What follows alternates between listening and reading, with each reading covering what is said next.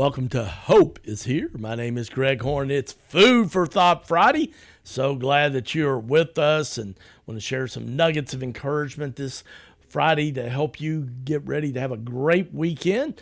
I saw this great quote by James. I believe it's actually Dr. I can't really pronounce his last name, D. Nicolantonio. I apologize that I'm butchering that, but he said, "Your terrible job is the dream of the unemployed. Your house is the dream of the homeless. Your smile is the dream of the depressed. Your health is the dream of the ill. Don't let difficult times make you forget your blessings." And I'm sure you're like me as I've watched people trying to recover from the devastating flood in eastern Kentucky. It just it's been amazing to put my life back priority. So thankful for my house. So thankful, people lost their jobs because places got destroyed. I seen people that had health challenges even go to extreme levels with, the stress of everything that's going on. And so I think there's just such wisdom in that quote by him. Your terrible job is the dream of the unemployed. Your house is the dream of the homeless. Your smile is the dream of the depressed. Your health is the dream of the ill. Don't let your difficult times make you forget your blessings. And one of the things that I have noticed that, there could be 10 things going on in my life and 8 of them could be good. But you know what? I let the enemy allow me to focus on the 2 that aren't going well. Oh, he is the great deceiver. There's one of my friends that say he's sneaky. But friends, be careful about letting the enemy make you focus on what's not going well instead of praising God and thanking him for the things that are going well.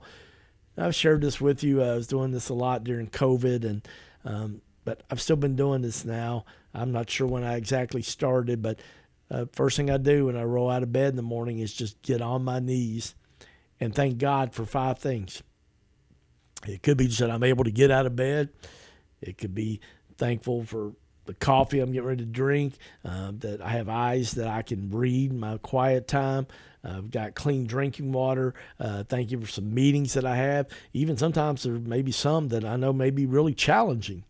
Just thankful in God that you're going to show up. You're going to be there. Thank you for my car to drive. Thank you for clothes to wear. Thank you for family that loves me. Thank you for friends. Thank you for Jesus.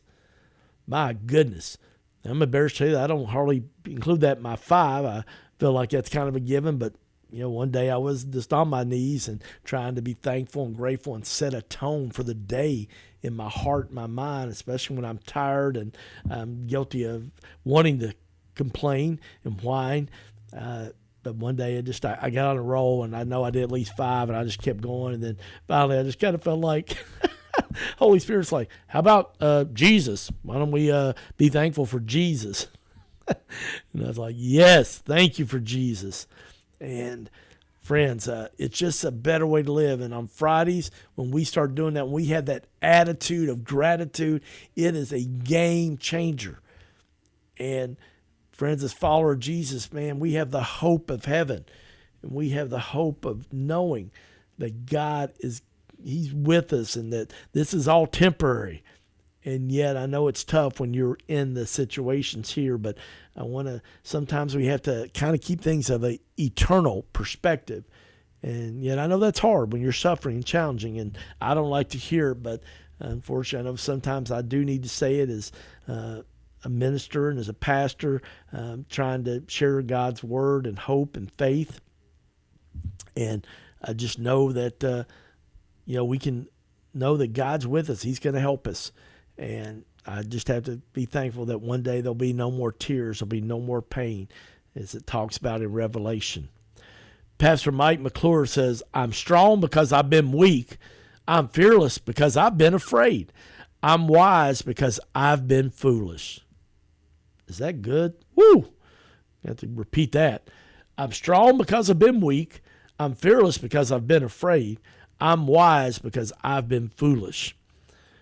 And I can relate to all 3 of those by Pastor Mike McClure. Friends, I know that when I look back, when situations come up now that I've had to deal with in the past, and I got in fear, I didn't handle them well.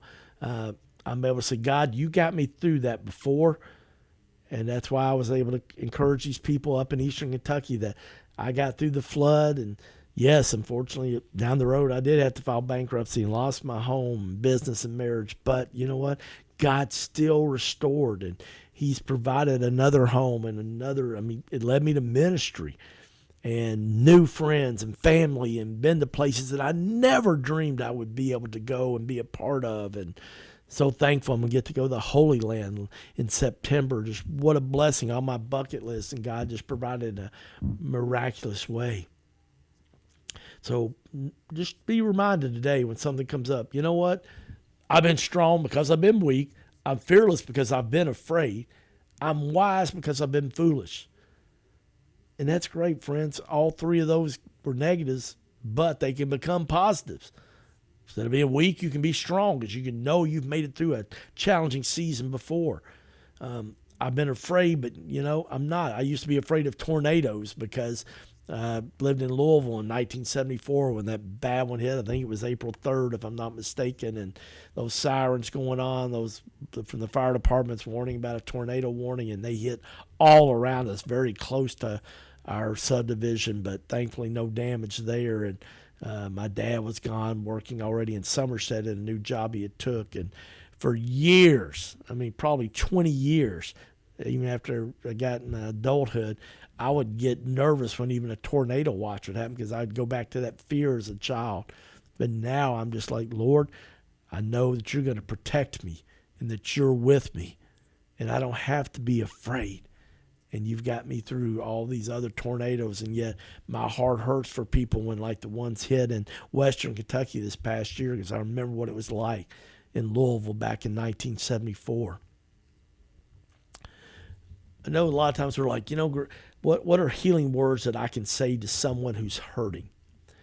And I know we all want to be just compassionate. We want to help others. Sometimes we're like, I just don't know what to say. And I'm going to share some wisdom from Mike Foster, a pastor out in California that I really like following on Instagram. He says, people just want to ask quite often, what should I say to someone when they are hurting? And he just gives us 6 simple things, and maybe these will help you. Number 1, I'm not going to give up on you. And the way I actually, to be honest with my version of that, Greg Horn version, I love Mike Foster's, I won't give up on you. But I just tell people quite often, hey, I believe in you. I believe in you. I know right now you're like, I don't know how this is going to work out, but I believe in Jesus, in you, and I believe in you, the person. And I know I've had people do that to me in my life, that I believe in you. I believe the situation's going to get better. Just stay the course. Trust the process. Stay close to Jesus. And it's given me hope. And if somebody listening today, you need to know that God believes in you and he wants to help you. But as a friend, you could do that to somebody and just let them know, hey, I'm not going to give up on you.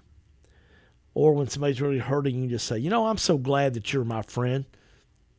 I'm so glad you're my friend. Sometimes you're going through a tough season. You feel like, man, I'm not a really good friend. But you know what? Good friendships, there's always different seasons of give and take. And just tell somebody that, hey, I'm so glad you're my friend. A third thing to say when someone's hurting is, I don't know what to say, but I'm here for you. And I think that's one of the reasons, and that's why I'm bringing this up today on Food for Thought Friday, is that sometimes we just don't know what to say. And so we just avoid it. And the enemy loves that. And then people are like, man, does anybody care? And I think a phone call is great and just say, hey, I was thinking about you. I just want to call and check on you. How are you doing? But we don't make the phone call because we're like, I don't know what to say. And you don't have to say anything. You just have to say, just how are you doing? And just be a great listener. And then just say, hey, I'm really sorry, man. That's really, really tough. And, man, I'm going to be praying for you on that. And then maybe ask, can you pray for them? You don't have to have the answer. Sometimes the greatest healing for somebody is just for somebody to listen and be able to process it. I'm one of those people, I process things by verbalizing them. And I know a lot of other people are like that too. Fourth thing to say that could be healing words to someone they are hurting, by Mike Foster, a pastor in California. I am so sorry that you're hurting right now. I'm so sorry that you're hurting right now. And when somebody empathizes with us when they're hurting, it means the world, doesn't it? I've talked about this before, but I've done a lot of funerals as a pastor, and when somebody lost a mom or dad, I definitely sympathized. But when I helped do part of my dad's own funeral in 2016, now I know like what that pain's at. So it went from sympathizing to empathizing. I always had sympathy, but now I have empathy. And there's a big difference, friends. And sometimes, but even when we can relate, everybody's situation with a loss or a season of hurting could be different. So I've tried to also learn and not say, I know exactly how you feel. I just say, I can relate a little bit quite often how you feel, because when I lost my dad, he was one of my best friends and my go-to person to talk to about things. And so just saying that simply, I'm so sorry you're hurting right now, but I would be careful about saying, I can relate exactly how you feel. I know how you feel. Because a lot of times, friends, we don't. Every situation's different, and we think we do, and we mean well.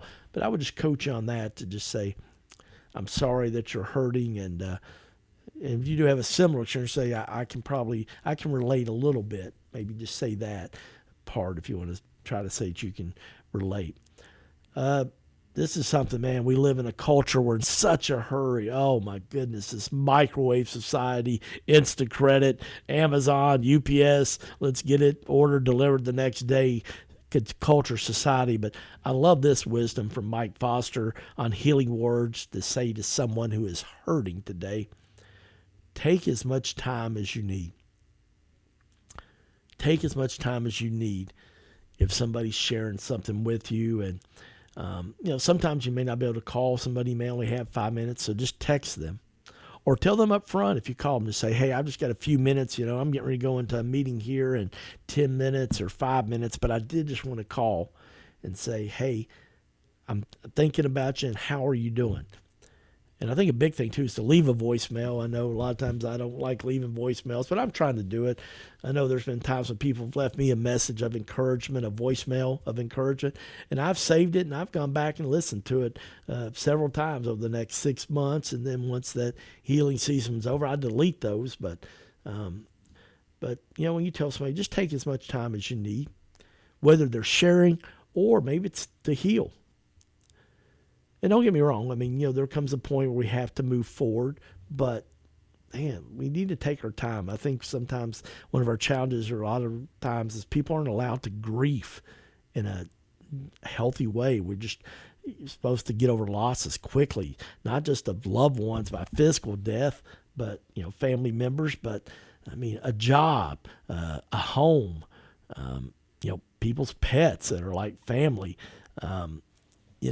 We have losses in life, and seasons end. Kids graduate in that season. I know, my mom talks about seeing some of my nieces and nephews, being able to see them play sports, and because they graduated from high school and aren't playing in college anymore, or just things like that. And last but not least, so simple, but a healing word to say to someone who's hurting, I love you. Those 3 simple words are so powerful, friends. Let the people that are hurting know that you love them. I appreciate you listening. I want to remind you, follower of Jesus, that you're loved and you're blessed. I'm Greg Horn. Remember, there's always hope because of Jesus.